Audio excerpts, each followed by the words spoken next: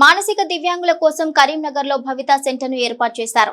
ఇందులో 19 మంది మానసిక దివ్యాంగుల్లో మార్పు తీసుకొచ్చేలా కృషి చేయనున్నారు సిబ్బంది.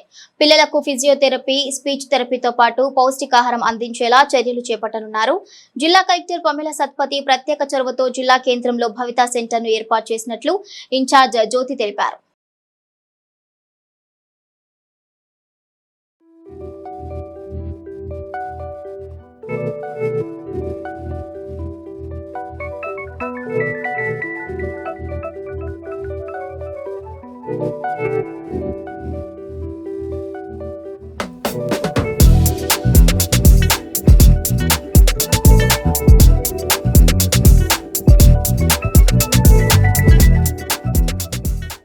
ఇక్కడ ఈ భవిత స్కూల్ కి 19 మంది రిజిస్ట్రేషన్ పిల్లలు రిజిస్ట్రేషన్ అయి ఉన్నారు.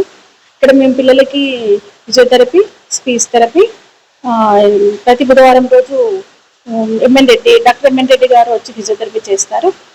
ఇక్కడ స్పీచ్ థెరపీ కూడా ఉంటుంది. పిల్లలు డైలీ 13, 14 అట్లా పిల్లలు వస్తూ ఉంటారు. మేము ఈ పిల్లలకి డైలీ యాక్టివిటీస్ తర్వాత ఈ పిల్లలకి flowers, fruits, vegetables, flash cards ద్వారా మేము ఐడెంటిఫై చేపిస్తూ ఉంటాము. అలాగే ఏబిసిలు, ఆలు, 1, 2, 3 నేర్పిస్తూ ఉంటాం. ఇక్కడికి వచ్చే పిల్లలు కొంతమంది ఎలా ఉంటారంటే డైలీ యాక్టివిటీస్ కూడా చేసుకోకుండా పేరెంట్స్ మీద ఆధారపడి ఉంటారు.